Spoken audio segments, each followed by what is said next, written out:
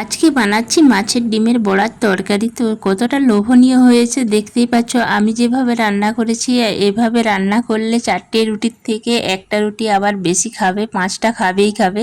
যে 3টে খাও সে 4টে খাবে। তো কিভাবে রেসিপিটা করলাম আর এতটা দুর্দান্ত টেস্টের হয়, আর এইভাবে যদি রান্না করো তো দারুণ লাগবে। তো চলো রেসিপিটা তোমাদের সাথে শেয়ার করি। প্রথমে মাছের ডিম, রুই মাছের ডিম নিয়ে নিয়েছি, ভালো করে ধুয়ে পরিষ্কার করা হয়ে গেছে।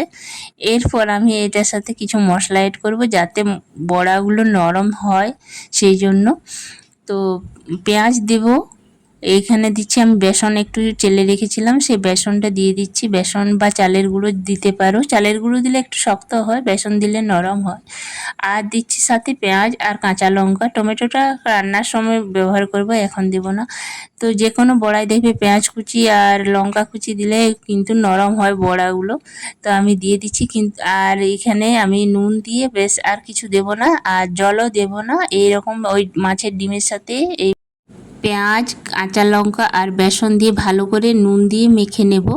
আমি এখানে কিন্তু জল ব্যবহার করব না, জল দিলে কিন্তু অনেকটা নরম হয়ে যাবে। মাছের ডিমে এইরকম হাতে চটকে চটকে মেখে নিতে হবে, এটা কোনো কিছুর সাহায্যে মাখানো যাবে না, হাত দিয়েই মাখতে হবে।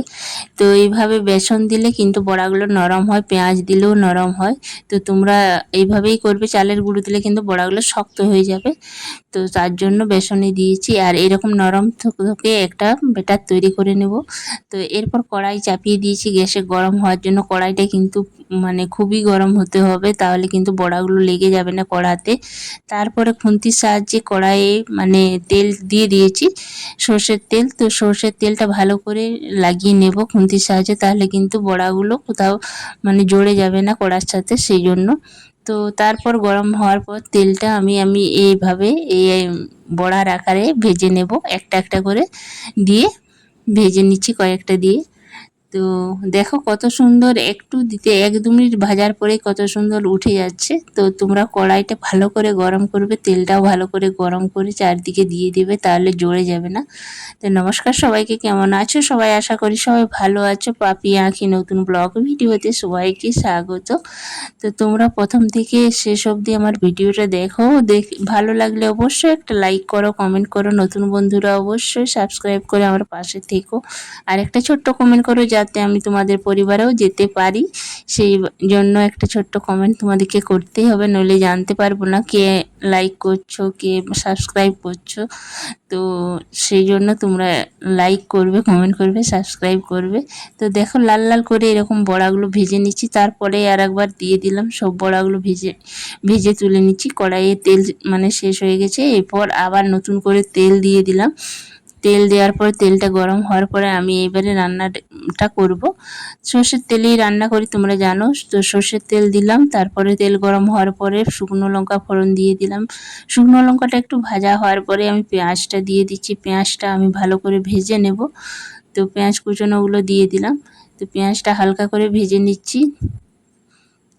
তো দেখো, তো খেতে সত্যি বলছি দুর্দান্ত টেস্টের হয়েছিল, মানে কি বলবো, মুখে লেগেই আছে। তো আমি 3টে রুটি খাই, তো 3টের থেকে 4টে রুটি খেয়েছি, মানে এতটা ভালো হয়েছে বলে। দুর্দান্ত মানে স্বাদের হয় এই মাছের ডিমের বড়ার তরকারিটা। তো তারপরে আদা রসুন পেস্ট করে মানে রাখা ছিল, ফ্রিজেই রাখা থাকে আমার বেশিরভাগ। তো ফ্রিজের থেকে বের করে আমি আদা রসুন বাটাটা দিয়ে দিলাম। তো ভালো করে মানে ভেজে নিলাম। তারপরে নুন দিয়ে দিচ্ছি পরিমাণ মতন, আর নুন দেবো না, মানে ঝোল হবে তো সেই জন্য একটু বেশি পরিমাণে নুন দিলাম, যাতে আর পরে দিতে না হয়। তো তারপর টমেটো কুচানো দিয়ে দিলাম, ভালো করে এবারে নেড়েচেড়ে ভেজে নেব টমেটোটাও সব। এরপর একে একে মশলাগুলো দিয়ে দিচ্ছি, হলুদ গুঁড়ো, জিরে গুঁড়ো, ধনে গুঁড়ো, লঙ্কার গুঁড়ো, আর দিয়ে দিচ্ছি কাশ্মীরি রেড চিলি। এটা দিলে রঙটা খুবই ভালো হয়, সেই জন্য। এরপর একটু জল দিয়ে দিয়ে ভালো করে কষে নেব, যতক্ষণ না মশলার থেকে তেল ছেড়ে যাচ্ছে ততক্ষণ পর্যন্ত কষাবো। তো দেখো কত সুন্দর কালারটা এসেছে, তোমরা দেখতেই পাচ্ছ। খেতেও দুর্দান্ত টেস্টের হয়েছিল, সবাই কিন্তু নাম করছিল। তোমরাও বাড়িতে অবশ্যই অবশ্যই একবার এইভাবে মাছের বড়ার ডিমের তরকারিটা বানাবে, দারুণ স্বাদের হয়। তো এইভাবে দেখো মশলাটা, আমি তোমাদের সাথে গল্প করতে করতে রেসিপিটা, তো মশলা কষানো হয়ে গেছে, তো তেল ছেড়ে গেছে। এবার পরিমাণ মতন জল দিয়ে দিচ্ছি, জল দিয়ে কিছুক্ষণ জাল দিয়ে নেব। তো কালারটা এসেছে দেখতে পাচ্ছ, দারুণ। তো এরপর জাল চলে এসেছে, আমি সব বড়াগুলো দিয়ে দেবো। তো বড়াগুলো দিয়ে আমি মিনিট 5 আরও কিন্তু ফুটিয়ে নেব। তো ফুটিয়ে নিলে তারপরে আমার রান্নাটা যেহেতু ভালো করে ভাজা আছে, সেই জন্য আর বেশিক্ষণ টাইম লাগবে না। তো তোমরা দেখেই বুঝতে পারছো রান্নাটা কতটা সুন্দর হয়েছিল, আর খেতেও কিন্তু দুর্দান্ত স্বাদের হয়েছিল, মানে মুখে লেগেই আছে, সত্যি বলছি। তো তার জন্য তোমাদেরকে রেসিপিটা শেয়ার করলাম যে এইভাবেও বড়া, মাছের ডিমের বড়ার তরকারিটা করে দেখবে, ভাত রুটি দুটোর সাথেই খাওয়া যাবে। তো খুবই ভালো লাগে। তো তোমরা আমার ভিডিও দেখে সবাই অনেকে ভালোবাসা দিচ্ছ, কমেন্ট করছো, লাইক করছো, সবাইকে অসংখ্য ধন্যবাদ। এরপর আমি 5 মিনিট ফুটিয়ে নিলাম। এরপর গরম মশলা দিয়ে আমি গ্যাসটা অফ করে দেব। তো আমার রান্নাটা হয়ে গেছে। গ্যাসটা অফ করে আমি 5 মিনিটের মতন আবার ঢাকা দিয়ে রেখে দেব। তারপরে তোমাদের সাথে শেয়ার করবো। দেখো আমি গ্যাস অফ করে দিলাম। এরপর আমি ঢাকা দিয়ে নিচ্ছি, গরম মশলা দিয়েছি, তারপর আর ফুটাবো না। তারপরে অফ করে রেখে দিয়েছিলাম। 5 মিনিট পর তোমাদের সাথে আবার শেয়ার করছি। দেখো কতটা লোভনীয় হয়েছিল, খেতেও কিন্তু দুর্দান্ত টেস্টের হয়েছিল। তোমরাও একবার এইভাবে বাড়িতে মাছের ডিমের বড়ার তরকারি বানাবে, আর আমাকে অবশ্যই কমেন্ট করে জানাবে কেমন হয়েছিল। তো দেখো কতটা লোভনীয় হয়েছিল।